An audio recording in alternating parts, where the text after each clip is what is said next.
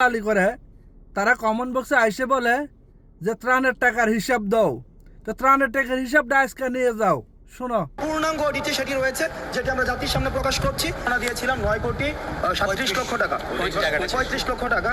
কিন্তু আজকে যখন আমরা পূর্ণাঙ্গ অডিটটি প্রকাশ করি, আজকে আমাদের হচ্ছে মোট স্থিতি রয়েছে 9,91,51,213 টাকা। এই যে টাকাটি বেড়েছে, এই টাকাটি কোন জায়গা থেকে আসছে? এক নম্বর বিষয় হচ্ছে আমরা ত্রাণ কার্যক্রম স্থগিত করেছি 4 তারিখ। এই 4 তারিখের পরবর্তী সময়ে 10 তারিখ যখন অডিট শুরু হয়, এই পুরোটা সময়ে বিভিন্ন অঙ্কের টাকা এসছে। 4 লাখ টাকা, 10,000 টাকা, 12,000 টাকা, এই টাকাগুলো পরবর্তীতে যুক্ত হয়েছে। দ্বিতীয়ত, আমাদেরকে অনেকে চেক প্রদান করেছে, যেই চেকগুলো তখন কিন্তু ক্যাশ করা যায়নি। ওই ক্যাশ, অর্থাৎ এই যে চেকের পরবর্তীতে ক্যাশ করা হয়েছে, সেটিও পরবর্তীতে যুক্ত হয়েছে এবং বিভিন্ন নামে আসছে। এখন দেখেন, বিভিন্ন নামে আসছে, কিন্তু আমাদের তো তখন অ্যাকাউন্ট ছিল না।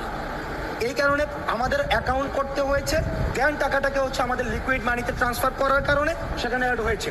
তৃতীয়ত, আমাদেরকে বিভিন্ন গহনা দিয়েছে, অনেকে স্ক্র্যাপ দিয়েছে, গহনা দিয়েছে। এই গহনাগুলোকে আবার আমাদেরকে বিক্রি করতে হয়েছে, এই গহনা বিক্রি করার টাকাটাও সেখানে অ্যাড হয়েছে। চতুর্থত, আমাদের ওই সময়ে কয়েন যেটা থাকে, কয়েন, এই কয়েনের টাকাটা, পয়সাটা ইনস্ট্যান্ট, সেক্ষেত্রে গোনাটা সম্ভব হয়নি।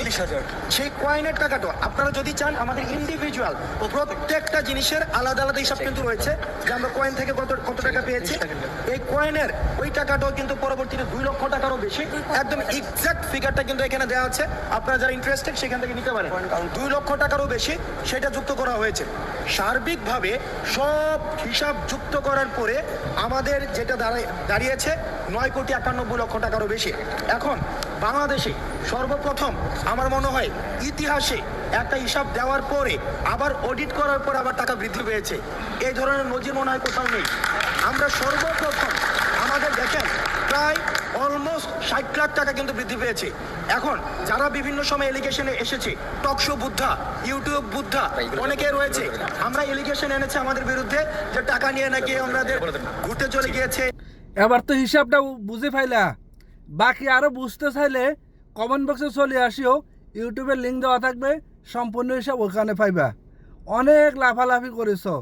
এবার তোমার আব্বারা যে বাংলাদেশের টাকা, ঋণের টাকা বিদেশে পাচার করছে, তোমার আব্বারের কাছে ওই হিসাবটা চাইবা, টাকার হিসাবটা দাও। কার ক্ষমতা আছে ওই জিনিসটা চাইবা, না চাইতে পারলে তোমার জন্মের ঠিক নাই। এই কথাটা আমি মনে করে দিলাম তোমাকে। তুমি যদি হিসাব চাইতে পারো তোমার আব্বারের কাছে, তাহলে তুমি সঠিক বাপের সঠিক জন্মগ্রহণ করেছো। বুঝতে পেরেছো?